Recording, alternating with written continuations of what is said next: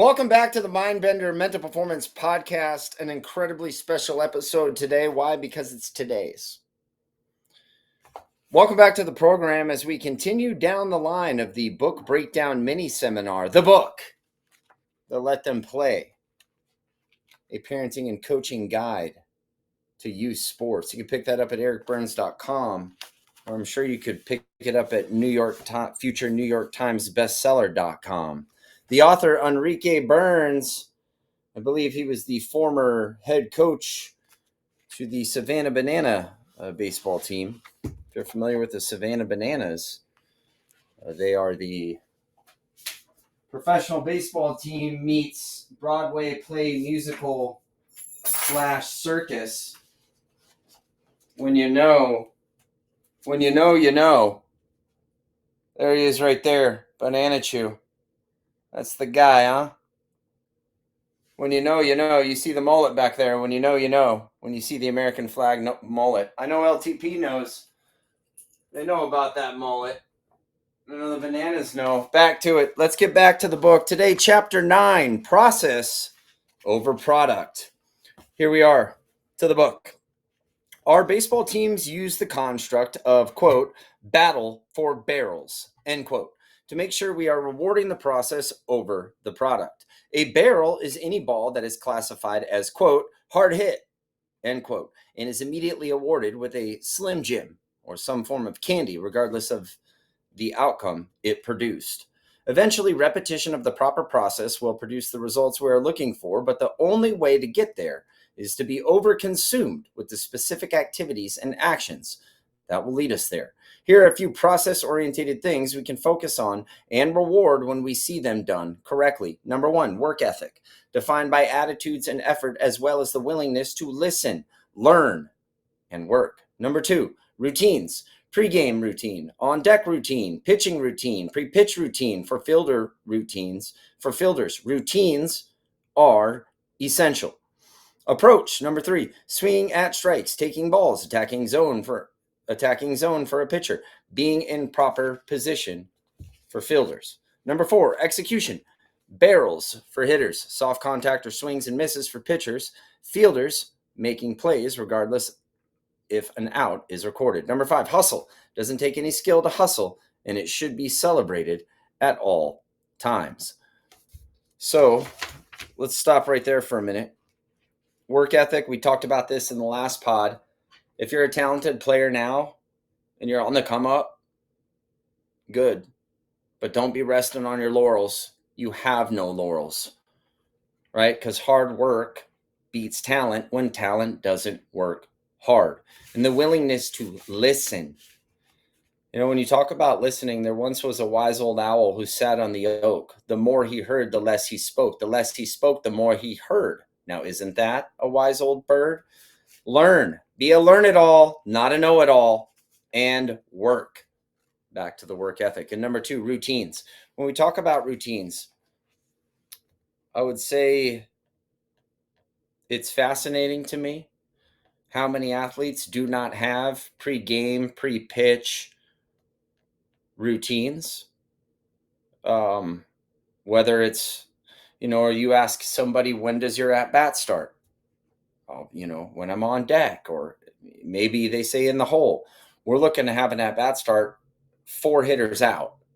That way you got the Bruce Bolts on. If you're a double B guy, maybe going old school, you got the Franklins, right? So you've got the gloves on, you might have your rocket launcher, lid maybe not on.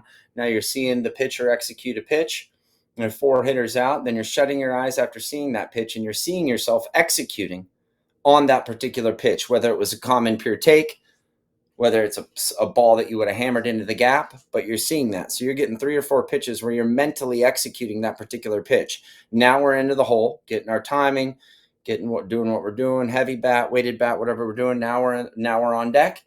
Now we want to be prepared 4 out, because say you get on deck, it's a 1 pitch at bat. Now you're rushed walking up to the plate. We don't want that. We want to be calm and relaxed. We want to be selective and aggressive up there. Not aggressive, selective, aggressive. So once you're after on deck, now we're walking them to home plate. 10 feet tall and bulletproof. Barrel in the dominant hand. Big breath, big body language, choosing confidence. Now you're seeing and feeling and hearing the dirt underneath your cleat.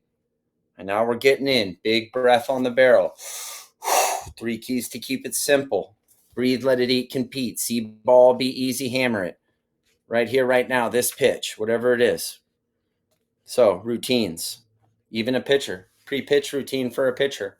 Catching the ball, taking a breath on the focal point, picking up the target. Going to your 3 keys to keep it simple. Breathe, let it eat, compete. So pre-pitch routines everywhere. Position player.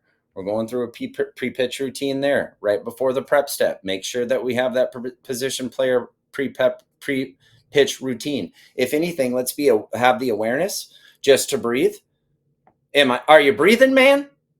You should be asking your teammates, are you breathing, man? So just breathing, focusing on controllables. So if you don't have a pre-pitch routine and you need to dial in a pre-pitch routine, whether you're on the bump, whether you're in your box, whether you're a position player in the field, we have a base runner. We all have to have our pre-pitch routines that we go through. If anything, you're just getting a breath pre-pitch. Bigger the moment, bigger the breath. If the game's speeding up on you, we have to slow ourselves down. In order to slow ourselves down, we first must slow our breath down. Good. Routines. Got to have routines and habits of excellence. Number 3, back to the book, approach. Swinging at strikes, taking balls, attacking the zone. So when you're talking about approach for a hitter, from a mental standpoint, how well did you take each swing mentally and physically? So a very important question to ask. So when you're talking about the pre-pitch routine as a hitter, it starts 4 hitters away. Now you're coming to take your at-bat. Yes, of course, we're looking at swinging at strikes and taking balls. Are you hunting and attacking pitches in the zone? If I ask my 9-year-old, yo, dude, what's your plan? He'll say to put the fat part of the bat on the ball and hit it where it's pitched. I go, dude, great plan. I say it every single round because you want these things to flow. If I ask you your pre-pitch routine, you're going to say, oh, I go to the left field foul pole, let it go. Let everything else go, be in the moment. Then I take a big breath on the barrel, on the sweet spot of the barrel. Then I step into the box. I see and feel the dirt underneath my cleat. I go to my 3 keys to keep it simple. See ball, be easy, hammer it. Breathe, let it eat, compete. I say, oh, that's great, man. That's a really nice routine. What about your 2-strike approach? I get on the plate a little bit, choke up a half inch. Don't change my swing, hunt the heater, bang the hanger. Oh, phenomenal. What about red and yellow light release routine? What do you got to go to when things get hard, when adversity comes, because it's coming? How do you release it as a position player, as a pitcher, in the box? So we have to have things that we're going to. We have to have routines and habits. When the game gets harder, it speeds up on us. We have a system and a strategy, drills and skills to build skill sets to make it happen and get the outcome we want. Attacking the zone for a pitcher, same thing. From my standpoint, pre-pitch routine, being in the proper position for fielders. As a fielder, part of that pre-pitch routine is, right, in between pitches, I'm going, okay, I'm quickly envisioning a ball hit to my glove side, a ball hit to my backhand side, a ball over my head, line drive right at me, ground ball that I'm going to have to go get. And I'm seeing myself execute all those plays, get my breath, this pitch, boom, prep step, now we go. So when we think about that from a position player standpoint, from a fielder standpoint, that's how we think about it.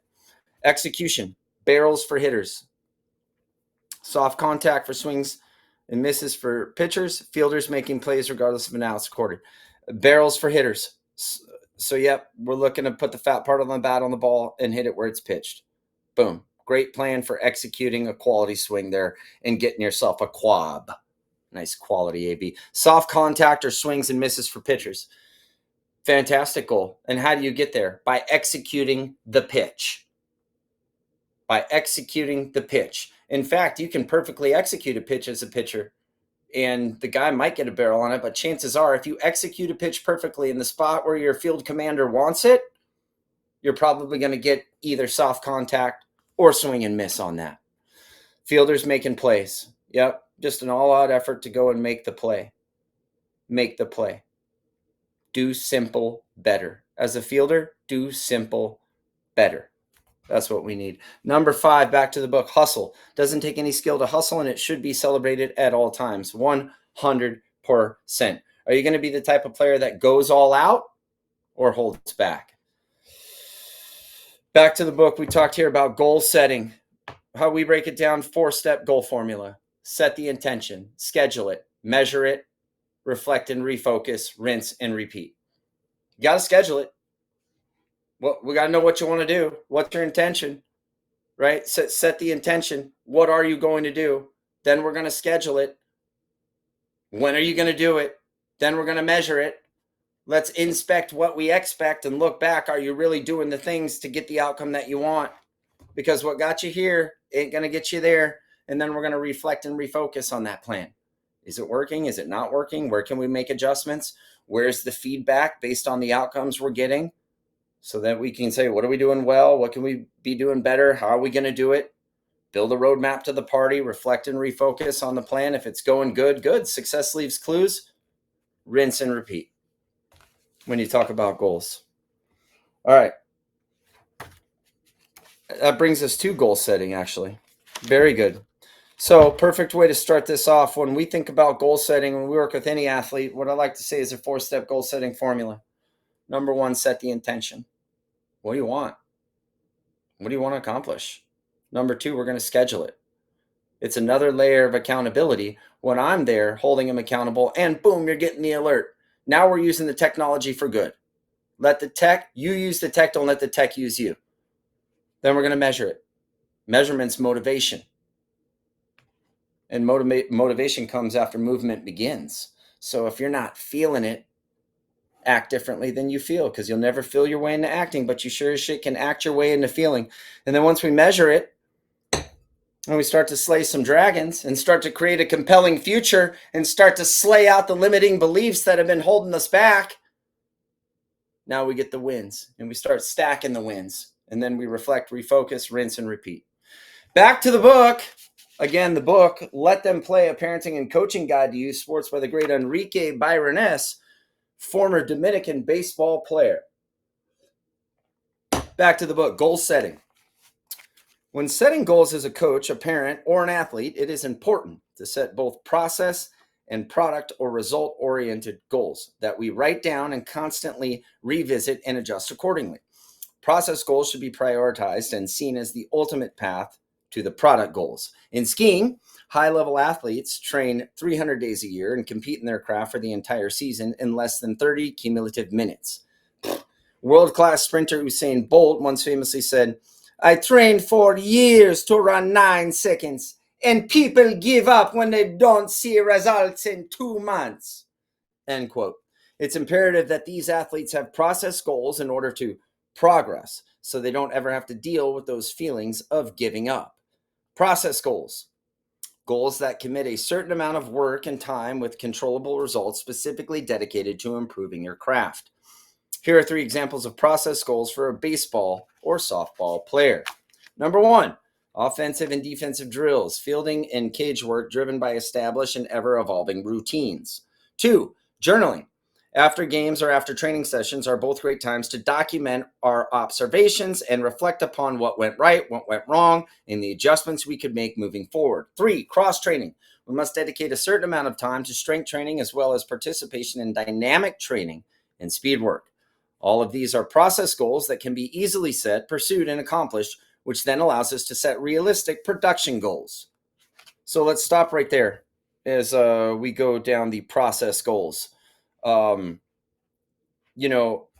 anybody knows the author Eric Byrnes, you might think, oh, I remember that guy riding a skateboard from Oakland to the games, full uni. Oh, I remember seeing him playing Seattle. He's ride a beach cruiser to the games. I mean, how serious is he about it? Probably one of the most serious, non-serious process, routine individuals I've ever met in my life. And so once you start to see somebody's actual thoughts put down on paper, like we see here in the great future New York Times bestseller, Let Them Play book here, this was somebody who was following the exact protocols in which we do as mental performance coach. I do as a mental performance coach with the athletes that I work with now, or with the people that play sports that I work with now, because you're not a baseball player, you're a person who plays baseball. So when we talk about this offensive and when we talk about process goals, offensive, defensive drills, fielding and cage work driven by an established and ever evolving routines. So oftentimes I'll talk to a person who plays baseball, and he'll say, "Oh yeah, I'm training 5 days a week.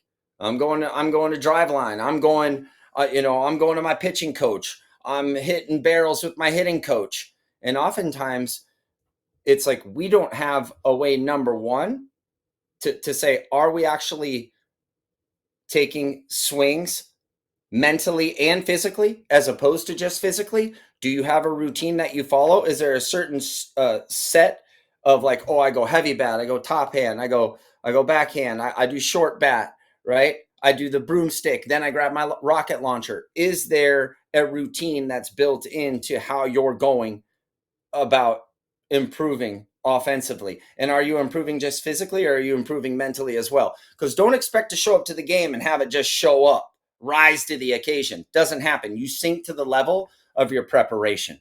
So if you don't expect to do anything in the game that you're not doing in practice. Number one.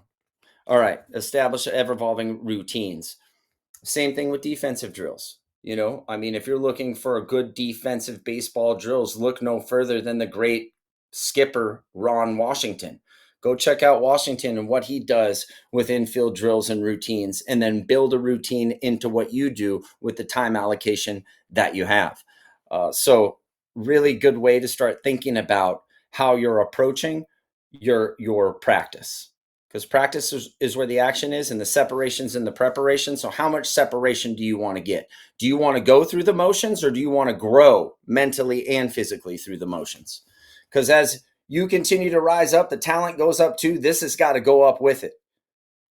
And if we can get you 3-5% better mentally, that's a massive exponential benefit on the other end. That's all we need to get.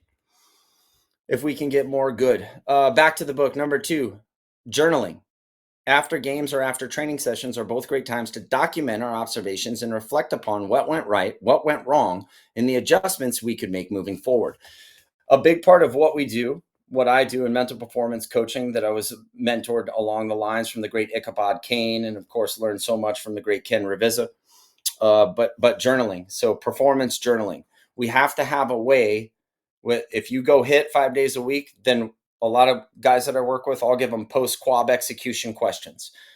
How in control was I of my attitude and emotions? How well did I play each pitch mentally and physically? How committed were my swings?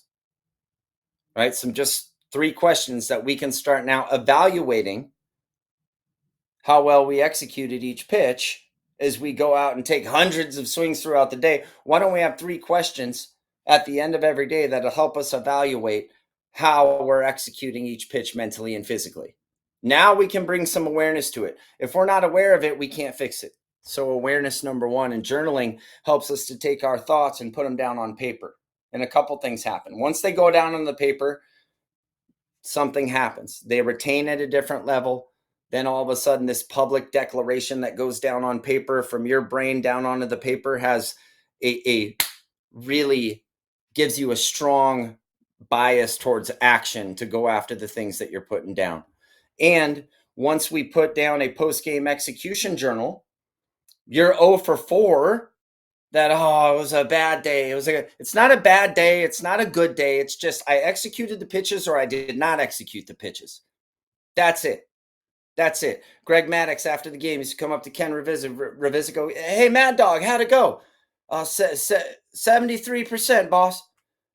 Hell yeah, Mad Dog. Keep it up. Keep executing pitches. The league averages in the MLB for pitchers is 63% execution. So it just comes down to executing pitches. Take all the I'm good, I'm bad, I was in the zone. No, you're executing pitches or you're not executing pitches. That's it. So once we do our post-game execution, that 0 for 4 looks a lot different when we do the quab, and you go, 0 for 1 pitch. That's a great take. Ball was 2.5 balls off the plate. Really calm, pure take. Great job. Next pitch, fouled it straight back. Ooh, you just missed that. Normally you hammer that pitch. Now we're down 0-2. Implemented my 2-strike approach. Got on the plate, choked up a half inch. Didn't change my swing. Hunt the heater. Got a good pitch to hit. Drove it up the middle. The shortstop was shifted over. Made a great play. That's a great AB. Quality AB. Keep it up. So now that 0 for 1, you're reflecting back on it. Oh, wow. It's a lot better of an outcome than I thought. And I executed each and every pitch, and I was in control of my attitude and emotions. So now we're winning. And that happens because of journaling. That happens because of post-game execution. Pitchers, same thing. When I'm working with a pitcher, we have the date, the location of the game, and then we say, okay, here's my pitches. I throw a fastball, I throw a curveball, I throw a changeup, and I throw a slider. Then you go through, and how many ever batters you faced? Did you execute the pitch? Yes or no? You go through with a Y or an N. We tally them up. We take a percentage. That's your execution percentage score. That's it. And then we just look to increase the number of pitches that you can execute per outing. When you're talking about journaling, that's all it is. And after that, we do a well, better, how. That's exactly what he's talking about here, the author Eric Byrnes. He's talking about, or back to the book, we reflect upon what went right, what went wrong, and adjustments that we can make. Saying the same thing. Well, better, how. That's how we evaluate. We do our post-quab execution, well, better, how. We do our post-pitching performance execution, and then a well, better, how. What am I doing well? What can I be doing better? And how am I going to do it? Back to the book. Cross-training. Number 3, we must dedicate a certain amount of time to strength training as well as participation in dynamic training and speed work. We tell kids all the time, especially young athletes, play as many sports as possible, right? Until you're 13, 14, 15, then burn the boats and get obsessed with one particular craft. But the crossover benefit of playing tennis, playing tag, shooting archery, skiing, snow sports, all these things have this wonderful crossover benefit when it's time for that young athlete to get really obsessed with one particular craft. So love the thoughts on cross training. Okay, back to the book. Production goals. Various goals are typically tied directly to results. Here are 3 examples of production goals for a baseball or softball player. 3 points. We are often obsessed with getting hits, but a walk, sacrifice, run scored, RBI, or a great play in the field is just as important in helping us win games. Think of each one as a point, and when we can consistently tally up at least 3 points a day, our contribution to the team will be both consistent and significant. By the way, a double counts as 2 points, a triple 3, and a homer 4. Number 2, barrel barrage. Barrels are part of the process that inevitably produce results, so this one may be viewed by some as, quote, process goal, end quote, but ultimately barrels aren't always controllable. So we will put it under the, quote, production goal, end quote, category. Assuming we get 4 at-bats, the goal of 2 hard-hit balls per game or 50% barrel rate would be fantastic and a lofty goal to shoot for. Number 3, walks greater than strikeouts. Love this one when I played because it would promote both patience in waiting for a ball to drive while also incentivizing battling to put the ball in play with 2 strikes. Ages 1 through 6, there shouldn't be, quote, products, end quote, at this age. We're focused on the process, the love of play, and the habit of being active. Ages 7 through 12, winning is fun, but for it to be a long-term experience, kids need to focus on what gets them there, not just being there. Help them along by focusing on process and rewarding advances and obtainment of process goals. Ages 13 and beyond, by now, process should be an integral part of their approach. Help your athlete and child fine-tune these goals for their sport and enjoy the delight they experience when hard work starts to pay off. Okay, a couple thoughts here. I love the idea of incentivizing the game outside of the actual stats results. I think that's pretty cool. That's a good way to think about it. Here, when we're talking about, I forget who it was. I don't know if it was Chili Davis, but I heard a story that he would go, I'm trying to at least get 2 knocks today. So, but then he'd get the 2 knocks and then something happened where he's like, I got fed. And so he ended up going 2 for 4 when there might've been still more there. So I love this idea of quality hard contact after quality hard contact. But if you get the 2, each and every at-bat has a life and history of its own. So do not rest on your laurels. You don't have any. Just go in and execute that pitch, regardless of what happened before. because each and every at-bat has a life and history of its own. So that bat's done. We just got to move to the next bat. The most important AB, the next one, the one you're in. So, yeah, this is fantastic. A lot of great stuff here. Yeah, and we we don't like pumps. We like base runners. Good. When it talks about why walks are greater than strikeouts. Fantastic job by Eric Byrnes, the author. We're all grateful that he put his knowledge out there. He's given back, planting trees of which the shade he will never sit under. The next one, Attitude and Effort, Chapter 9. That's going to be a fun one. Go out and pick yourself up the book at ericbyrnes.com or feature New York Times bestseller.com. And while you're there, get yourself a reflexology footboard. It starts from the feet and then goes up from there. The best is yet to come. And we'll see you guys on another episode of the Mindbender Mental Performance Podcast. Thank you for joining me. 480-529-5756. If you wanted to call the great Enrique Byrnes, I'm sure he is available to take calls on behalf of the Mindbender Mental Performance team. You can reach him directly at any time, 650-743-5182. Hey, and not every day is going to be great, but it don't have to be terrible. But today is a good day to be great, so go get it.